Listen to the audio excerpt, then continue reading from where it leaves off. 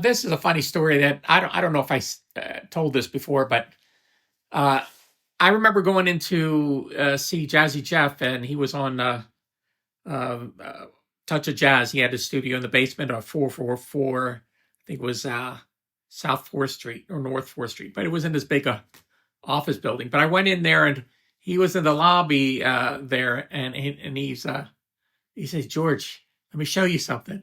And I said, what do you got? And he has this envelope, and he opens it up, and it's a check for $300,000. I go, wow, that's a lot of money. He said, yeah, we hired a new accountant, and he looked at all our accounting from home base on, and he found all this extra money that the record company didn't pay us. And I said, wow, that's great. And I said, what happened to the other records? And he said, what do you mean? I said, well, why did the accountant do an accounting from your first records on and see if there's any money there? And he just stood and stared at me like, hey, I could tell. I have this kind of like thing with Jeff. I could look at him and I could tell what he's thinking. He's like, oh my God, there is more money out there. We didn't go get it. So it was just a funny situation on my part. On his part, he was like, hey, there's more money out there.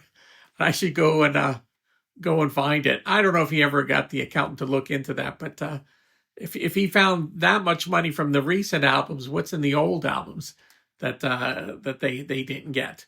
So that was my little story of Jeff and me just looking at each other and communicating without even speaking.